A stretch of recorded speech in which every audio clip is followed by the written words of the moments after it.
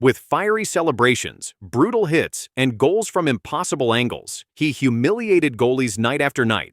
Critics called him lazy, selfish, even a show-off. But Ovi didn't just silence them, he made them watch as he rewrote NHL history. Alexander Ovechkin wasn't just a scorer, he was a showman, a rock star who treated NHL arenas like his personal stage. While most players acted like scoring goals was just another day at the office, Ovechkin made sure you felt every single one. He wasn't afraid to leap into the glass, pump his fists like a madman, or even light his stick on fire in his head just to remind you, yeah, I'm the best, and you can't stop me. By the time he cracked 800 career goals, Ovechkin had already embarrassed every single team in the NHL. 9 Rocket Richard trophies, a Stanley Cup, and a career highlight reel that looks like a video game on cheat mode.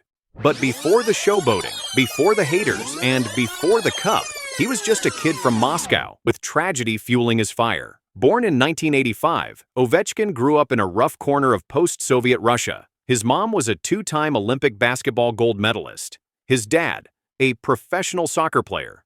So yeah, athletic greatness was in his blood. But his life wasn't easy. Most kids from his neighborhood fell into drugs or crime.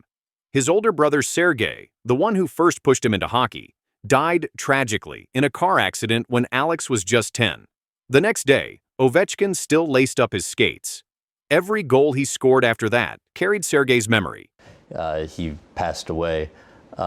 Next day, your parents took me make to you the play hockey, in the hockey game. Yeah. Why did they do that, and how hard was that for you at the time? Yeah, it was hard. I was crying. I remember I was crying that day. I was on the bench. I was crying, but my shift, my coach said, "Okay, go play," and I play, and I was crying.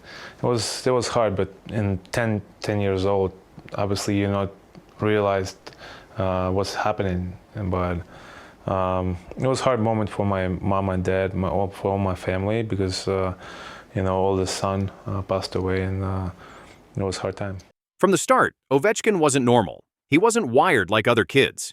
At 11 years old, he shattered Pavel Bure's youth scoring record with 59 goals in a single season.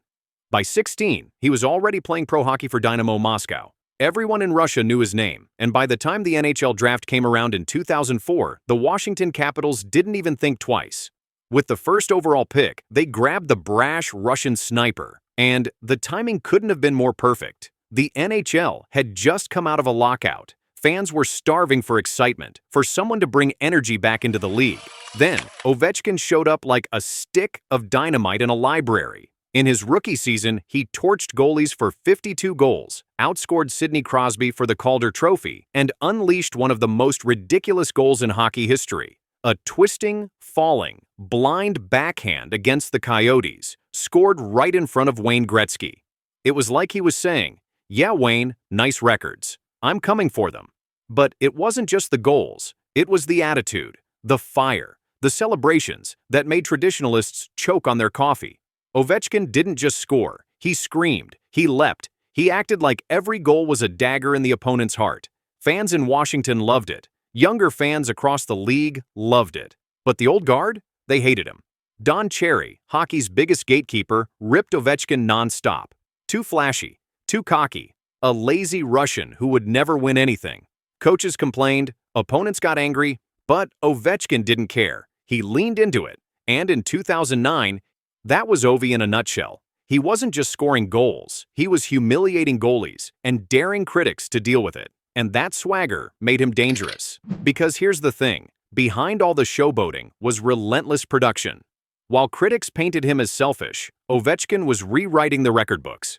Year after year, he put up 50-goal seasons like they were nothing. But unlike most snipers, Ovechkin wasn't just floating around waiting for a shot. He was bulldozing people. He threw hits like a wrecking ball. By the early 2000s, he had already dished out more punishment than most fourth-liners in their careers, while scoring like nobody else in the league. He scored 6 goals in the tournament and bullied Canada's defense with pure physical dominance. For Russia, he was a hero. For Canada, he was a nightmare. But then came the heartbreak. The Olympics. Turin, Vancouver, Sochi. Each time, Russia crumbled. In 2010, the heavily hyped Canada-Russia showdown turned into a 7-3 beatdown. Ovi apologized to the entire country, admitting he'd let them down. For all his flash, all his swagger, the one thing he couldn't showboat his way to was international glory. The Olympic gold stayed out of reach, and critics used it as ammo to bury him deeper. But back in the NHL, he wasn't done embarrassing people, because the biggest humiliation of all was still coming. By the mid-2000s, the Ovechkin narrative was brutal. He was the regular season hero, playoff zero. Washington racked up President's trophies, dominated October to April, and then collapsed when it mattered. And every single time, it was Crosby and the Penguins standing in the way, laughing as Ovechkin's dream crumbled. Year after year, the story was the same. Sid advanced, Ovi went home. The critics loved it. He's just a goal scorer. He can't lead. He's not clutch. Don Cherry and his army of old-school hardliners threw gasoline on the fire. That summer, after Washington lost more key players, analysts predicted the Caps' window was closed. Done. Dead. Over. Ovi heard it all and laughed. Before the season even started, he made a bold promise. "We're not going to suck this year." And he wasn't lying.